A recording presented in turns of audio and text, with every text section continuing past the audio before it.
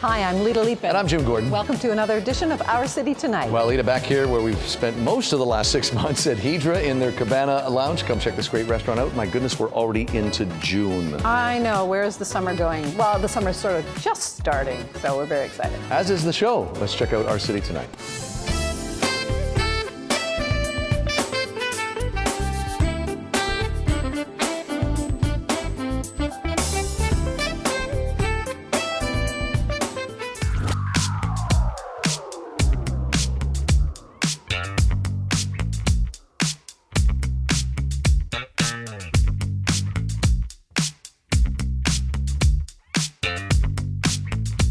It's June, and thoughts are on cocktails on the patio. So what better place to do that is at Lab Distillery and learn about some new craft cocktails. We have Scott. Hi. Who is our favorite mad scientist. Yeah. What are you going to talk to us about? So today we're going to talk about gin and tonics. This is a pretty ubiquitous cocktail. Everybody knows gin and tonic, but you know what? One of the things I got to say is a lot of people don't know how to make a gin and tonic properly, don't know how to drink a gin and tonic properly, and I think that's put a lot of people off of them in the first place. I think you're correct. So today what we've done is we've done 3 pairings here. We've paired with the Barker & Quinn tonics out of South Africa, which is a new company from about 2018. And we paired them with 3 of our gins that we find is just the perfect pairing. Just really nice botanicals that sort of blend together, marry nicely to create an amazing cocktail. Super simple. Anyone can do this at home. You don't need a master's in bartending to make this happen. But yeah. So there really is a trend with making different flavored gins now, and now this whole trend with actually getting a good tonic. It is, yeah. So there's so many different flavors of gin. There's so many different styles. There really is sort of one for everybody. Same with the tonics. Now tonics have got such a different, wider range of flavors of different sweetnesses, different botanicals, different levels of bitterness, all these sorts of things. So we found some pairings that we thought worked amazing, and we just wanted to share them with you today. So perfect. Start with that guy. First one. So we've got our Barman's Gin. This is more of our London Dry style. So this is sort of more of your traditional gin and tonic, but just done well. We've got the Barker & Quinn Finest Indian Tonic. This one, super simple. You just want to do usually about 1-to-1 or 1-to-2 in terms of the mix. But just gin and tonic, it blends really nicely. The botanicals of the gin and the botanicals of the tonic just marry for a beautiful experience altogether. Topped with a little bit of lemon zest to get a little bit of brightness, a little bit of that citrus nose, a little bit of that citrus aroma off the top there. Looks delicious. Yeah. All right. Next we have our Gin 6. Gin 6 is our cucumber and dill gin, but it's also a little bit lighter. It's not as heavy duty as some of our other gins. So what we're doing is we're pairing that with the light at heart tonic, which is not as bitter, not as sweet, and it allows the botanicals of the gin to come forward a little bit more, and they don't get washed out. So that was one of the big challenges with us for this gin, is that it tends to get washed out if you add too much to it. So you have to be really careful not to overdo it. So found the light at heart one, easy mix, ready to go. Just don't put too much, and you'd be good to. Great to have a great cocktail there. Your newest gin. Our newest gin. So this is our Gin 8. Gin 8 is a grapefruit and hibiscus infused gin. It is got a really nice, strong citrus forward notes. And we paired that with the marula tonic. Now marula fruit tends to have this really soft sweetness, think like mango and peach, that sort of like super round softness. So with the acidity and a bit of the bitterness of the grapefruit, really just they meld together to make this perfect creation that is, in my opinion, I think this is the best one of the 3. This is just super refreshing. The flavors are rich and bold, and they come together. It's like a puzzle. They just fit together nicely, and they just make a beautiful picture all together. And I think that one you're gonna really, really enjoy. I can't wait to taste it. Now, one of the things you mentioned earlier to us as well is it's not just pairing the right vodka or right gin and tonic, it's about the quantity. It is, yeah. So I don't like to go more than sort of 1 part gin to 2 parts tonic at absolute most. If you want something a little bit less, not as strong as that, definitely top it up with some soda. So if you go beyond that, you're really gonna just wash out the gin, and you're gonna lose all the subtleties of all the nice gin botanicals that are in there. So 1-to-1, 1-to-2, kind of the best ratios for mixing there, and like I said, just soda to top it up. Does it matter what kind of soda? It does not. Okay. Well, that's great. We're safe on that. So we're going to come back later on with Scott again, but it's this time Jim gets to taste some of your great whiskey. Yay. So we'll be back with Lab Distillery later on in the show. Sounds good.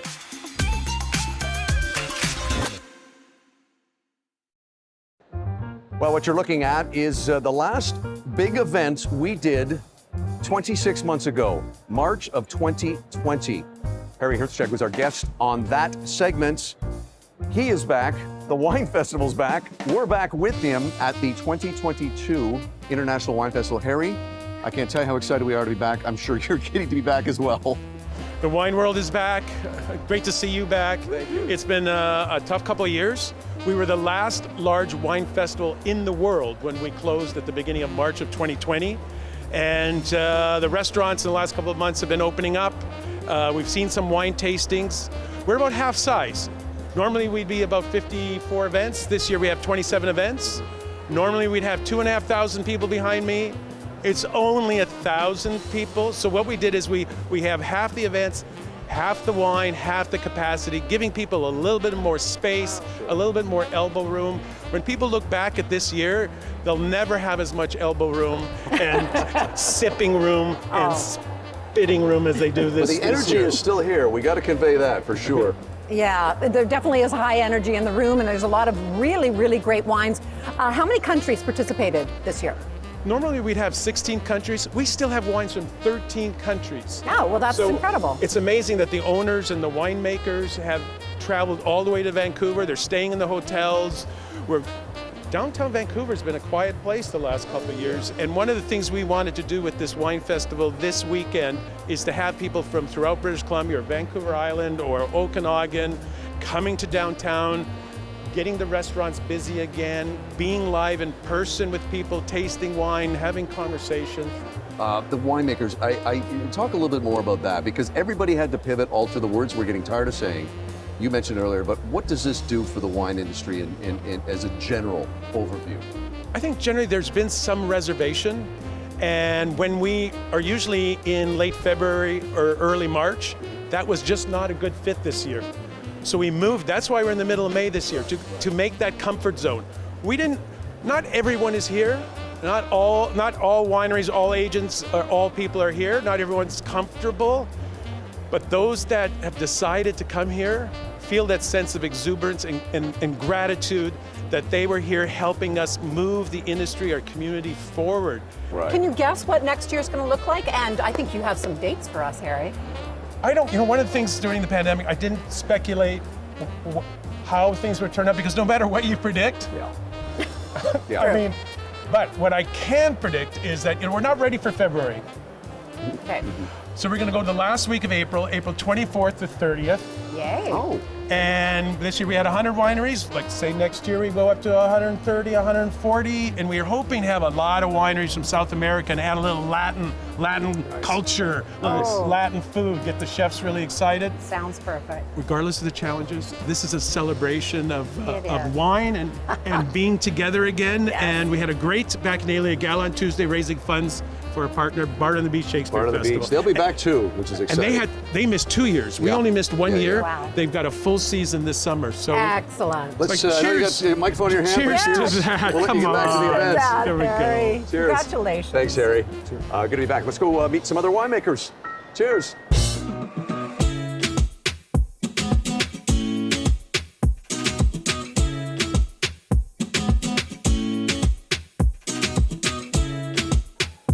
Well, we want to welcome back the very beautiful Mella Sosa to our show, which we had you back in 2019 at the Vancouver Wine Fest, showing your beautiful wines. Uruguay is not particularly known for wines, but it is now. Tell us a little bit about the history of Uruguay and making wine. Well, my country, Uruguay, has been producing wines for 150 years. And until Garzón came into game, probably were the best kept secret of South America. Beautiful wines, beautiful terroirs, and the Garzón vineyards is in the east of the country. It's facing the Atlantic Ocean, and today I'm bringing this Albarino because it's a beautiful day. It And the is. Pacific Northwest. Finally, the summer is kind of showing up, and I brought the sun from Uruguay. You sure did. We have been suffering here in Vancouver, but we're so glad you did. And it's so great to have you on the show again. You have a long history in winemaking. Tell us a little bit about your history. Well, my history began, my first steps in Chile, doing some Carmener, but always being my nickname Tanat, the national grape of Uruguay. So I'm very proud of representing Garzón, that we can probably say we tamed Tanat. We've been showing these days beautiful Tanats from Uruguay, single vineyard and Reserva wines that you can find here in British Columbia, and the Canadian people are loving. Oh, absolutely. Speaking of loving, tell us about this particular wine. Well, this particular wine has been, there is a buzz in this room about Albarino.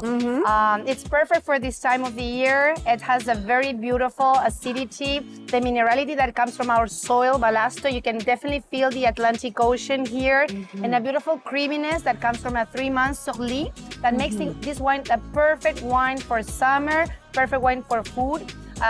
For sunset, moonrise. It's a beautiful, beautiful, beautiful wine. Most accoladed white wine in Uruguay. It's 95 points decanter, gold medal for my country. Wow. So I'm very, very happy and proud to be sharing this wine with you. So you're putting your country basically on the map, all humbleness aside, with these particular wines. Yes, humbly, yes, and I hope in the future we are many wineries from Uruguay here in the room, but at least today, 2020, we are Bodega Garzón, and welcome Table 41 to taste our wines with me. Wonderful. Well, very well represented, and we're excited to have you back on the show. Thanks for joining us, and time to have a sip. Thank you. Salud. Cheers, salud.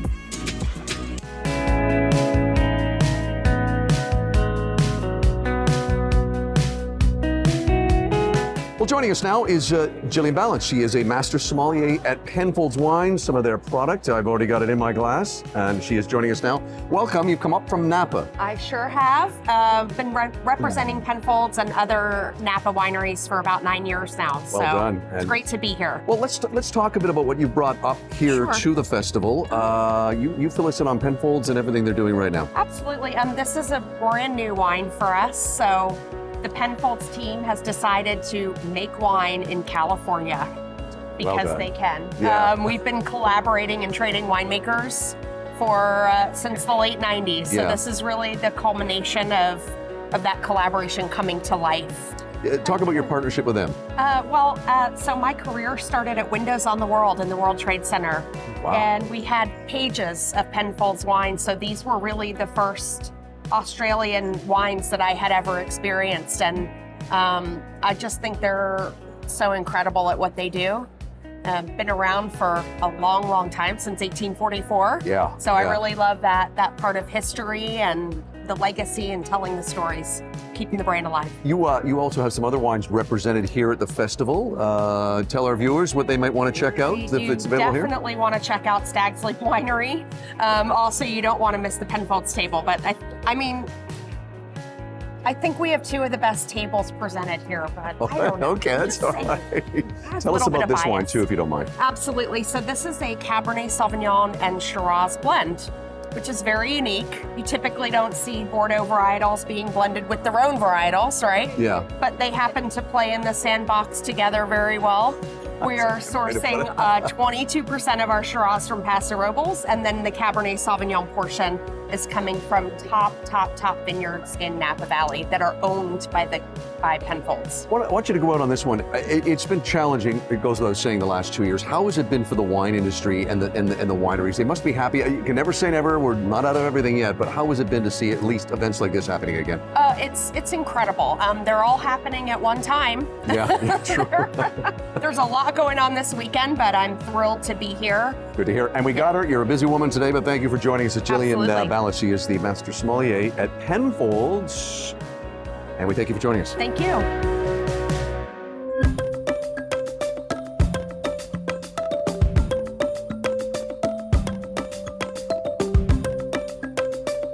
Well, we're very excited to be here with Manpreet Dhaliwal, family-owned winery Kismet. Some great wines as we've tasted. Tell us a little bit about the history of Kismet. Yeah, so over 35 years ago, my family actually immigrated to Oliver, directly to the South Okanagan from Punjab, from India. Knowing nothing about the industry, actually. We didn't know anything about grapes, vineyards, about wine, winemaking. But the one thing that they did know when they came over was farming, because that was what they were doing back home. Yeah, so 35 years ago, there weren't as many wineries as there are now, of course, in the South Okanagan. No, definitely not as a big boom. Yeah, so they started off working in the vineyards of Berwick Owl and Mission Hill, which are some of the larger corporate wineries down there. We're actually one of the largest producers in the valley. We're looking at about 400 to 500 acres just between the South Okanagan Valley. Wow. Yeah, and for Kismet, Kismet translates to destiny or fate, and the story behind our name is kind of our history. We believe that, you know, coming here, knowing nothing about the industry, we would be where we are today. So we do believe that it's being in the right place at the right time and making those right connections is what brought us to where we are today. Wow, Yeah. what a huge success story. Yeah. And now you make a lot of different wines, but in particular, you've brought this one over. Why the buzz on this one? So this is what everyone's just been raving about this entire week at the wine festival, actually. It's a super unique blend.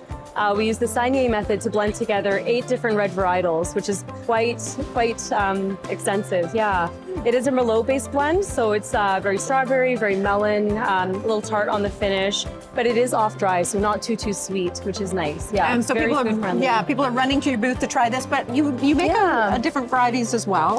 Tell us a little bit about the extension of your brand. So we do specialize in blends. We do a lot of blends. Since we are one of the largest producers in the valley, we're able to kind of pick and choose the best 10% of our product for our own wines. We do have a sparkling orange muscat, which is very unique. Yeah, very refreshing. One of our very unique red blends is named Karma, and it's one of our best sellers as well. It's very light on the palate, very food friendly. Well, thank you so much for joining us today on Our City Tonight. Very excited to try this one and all the other ones that you've been talking about. Perfect. Thanks. That was Manpreet Dhaliwal with Kismet Winery, family owned since 2013. 2013, yeah. Well, Lita, we've had some great wines today, met some great winemakers. It was great to talk to Harry again. It's been so great to see Harry. 26 months since we were here. Any last thoughts before we depart this festival? Well, I'm just so glad it happened again. And I think everybody, you can feel the exuberance in the room. And it's great to meet some new wine people as well. Yeah, you can check out the Vancouver International Wine Festival website. They get things going on all through the year if you want to keep up as to what's going on. And also to mention, the Barda on the Beach is going to be in full swing. Yep, it's happening starting June 8th, right, Mariah? June 8th? Yeah, I think so. I should have checked that before we went on camera, but yeah. Anyway, let's get back to Our City Tonight.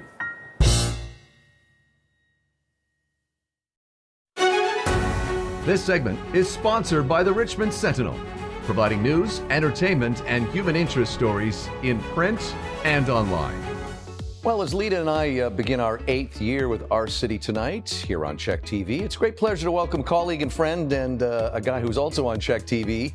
He is the host of the 6 p.m. news. He's the anchor. He's also a co-host of a very cool, and I should say now, nominated podcast called Mic Check. It's a great pleasure to welcome from Victoria in the studio, Joe Perkins. Joe, how are you, sir? I'm doing very well. I am so happy to be on Our City Tonight. Big fan of you, Jim and Lita. Watch the show. So happy to be here. Joe, we watch you a lot too, and you do a lot even when you're not working. So I want to jump right in. Hey, you know, I've known you for a while. I didn't realize that you actually started your career out at the competition, which we don't need to mention, on the island. I worked at the Vancouver equivalent over here. Talk a bit about how you've navigated through over the last 8 years at CHEK. I mean, the first time, Jim, that I ran into you was at, I guess we won't mention it, but at the competition in Vancouver. You were doing your film reviews, and I used to have you on radio at CFAX 1070, which is much like, I compare it to CKNW in Vancouver. Yeah. We spoke many times. I was at CTV anchoring the news there. Always in the back of my mind, I knew that if I wanted to stay on Vancouver Island, for me, there was one place to be, and that was CHEK. Independently owned, local station that really leans into local. That's really what it's all about. And I love local. I mean, that's why I like your show. I love what you're doing. It's because, you know, there's so much to talk about here, and that's what CHEK does so well. So I wanted to be at CHEK. They came knocking, thankfully for me, a few years ago, and the rest is history. I could not turn down the opportunity to come to CHEK. Yeah, I will say, having worked at a number of places like you, and of course we're biased because we work there, but a lot of people don't realize that what CHEK is a diminishing thing in modern media. There's only 3 independent stations in all of Canada. CHEK being one, there's one in Hamilton and one in Newfoundland. But it's great because it's local, but it has a nice national reach for people like Lita and I. But you're right, they're not mandated by my former home, Toronto, which is great. And you're right, they do focus a lot more on local stories, which is what we do. I also wanted to mention, speaking of local stories, you and another good guy, Kyle, you do this great podcast, which I've been on before, called CHEK. And I should mention here, recently nominated for a Broadcast Award for Best Podcast in the West for 2022. And you're up against some competition, so that means that you're doing well. Tell us about CHEK and the fun you and Kyle have on that. The podcast that you mentioned, it really is just a branch of that. I mean, CHEK is trying to get modern. It's been around for 66 years now. We wanted to get into podcasting and vodcasting. We built this beautiful podcast studio that I'm in right now. And we have got a great family of content here. We've got CHEK. I call it the flagship podcast, Jim, at CHEK. Nobody else calls it that, but I do. We talk about quirky island stories, island people, really just sort of light listening and watching. We do put it on CHEK News late at night on Tuesday nights, but we also have a political show with Rob Shaw, our legislative correspondent. Mo Amir out of Vancouver does a show. And then Donnie and Dolly, I mean, in Vancouver are recording their own 2-hour live show on CHEK every day, and then we put the podcast out. So that is sort of the next chapter in the evolution of CHEK. And Our City Tonight is part of that family, right? We have CHEK Plus, the streaming service. Your show's on there. CHEK's on there. And it's just a way for people to get more local content. And I have to check with my producer. It's still free, right, Kyle? It's still free. It's still free, which is great. Hey, it's been a great pleasure having you on, Joe, and you too, Kyle. Look for Joe on the 6 p.m. CHEK newscasts every night. He's a local boy doing well. And the podcast, look for CHEK. You can find out all their information, of course, on the CHEK website. And thank you guys for joining us. And we will talk and see you soon. Jim, you're the best. Always a pleasure. Thank you. This segment was sponsored by the Richmond Sentinel, providing news, entertainment, and human interest stories in print and online.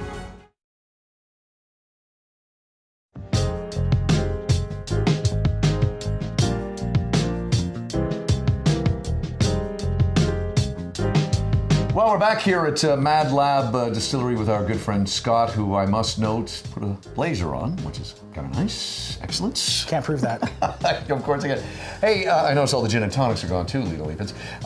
We went from gin and tonics. Let's talk about whiskey. We talked to you before about how whiskey is just that great winter, gray, rainy day drink, but it doesn't mean you can't enjoy it in the summertime. You know what? I think whiskey is the best drink anytime. I think it really you can't go wrong with that.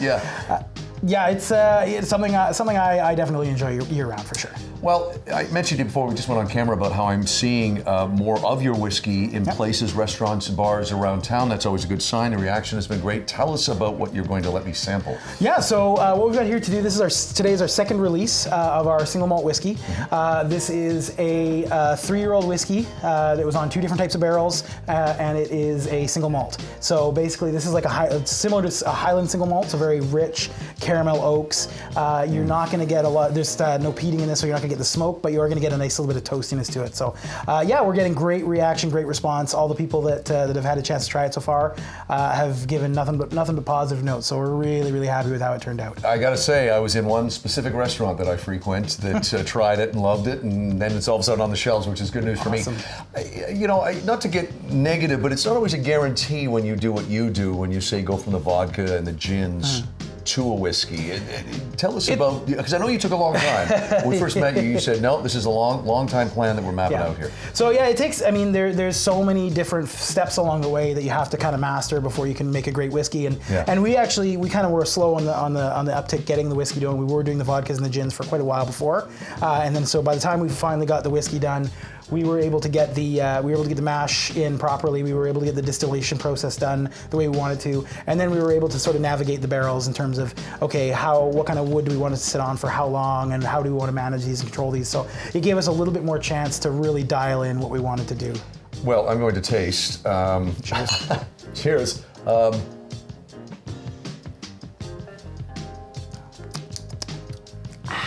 Yeah. Guys in blazers, they drink stuff like this. It happens. It's been known to happen. Hey, we should say, of course, you can find out more information on all your products on your website.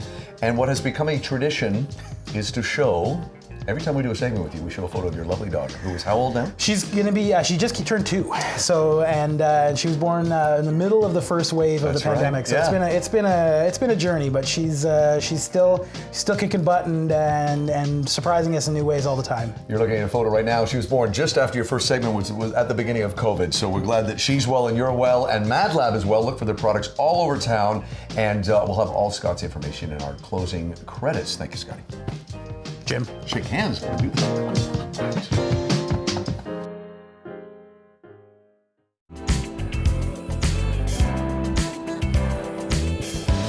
Well, we're back here in Hidera's Cabana Lounge, but before we wrap up the show, look who we have with us, Jim. We have the new GM of Hidera. Welcome, Christopher McFadden. Thank you very much. Yeah, Chris, we've known each other a long time, the three of us. Welcome aboard. This is your first appearance on our show. We should say to our viewers that may know Claire, who's been on our show many times. Yes. Claire has not left the building. She has just moved up the ladder. You're moving in as GM here at Hidera. I am, right? So as a big family, it's been great to have Claire now move into Director of Operations officially in her role. Right. Which she's been doing, but now officially in that role. And me coming on board with after 13 years ago, Claire and I worked together with the Global Group. So well, let's it's nice to be reacquainted. Let's officially talk about the 2 wines you've got here. We're into early June. What are we looking at? Beautiful. Patio season's in full effect, which is beautiful. So we thought a rosé would be the right fit. And pink wine all year long is always a great thing, but the Père Ensemble Côte de Provence is a Grenache-based rosé, super fresh, lots of bright red fruit on it, just that perfect summer sipper, if you will. But at the same time, as we're expanding our wine program at our restaurants, we'll be seeing a large addition to California, Italy, Oregon, Washington, but South America as well, and Chile produces Carmenere. That is their varietal, if you will. And some wonderful wines do make it up to BC, but kind of the king of the throne is the Purple Angel from Montez Winery, which is a Carmenere and Petit Verdot blend. The best way I could describe it is if purple had a taste, it's exactly what it tastes like. Sounds wonderful. You've always had good wine here. Beautiful, thank you. And we're excited, so the program will be quite in depth in the next couple months. Excellent. Good to hear. Christopher McFadden, new GM here at Hidera. Thanks for wrapping the show up with us. Thank you very much. And thanks to everybody here at Hidera. I'm Jim Gordon. And I'm Lita Leapins. We'll see you on the next edition of Our City Tonight. Don't forget to check out past episodes and individual interviews, all on the Our City Tonight YouTube channel. Outdoor wear for Jim and Lita provided by Helly Hansen, alive since 1877. The Richmond Sentinel, providing news, entertainment, and human interest stories in print and online.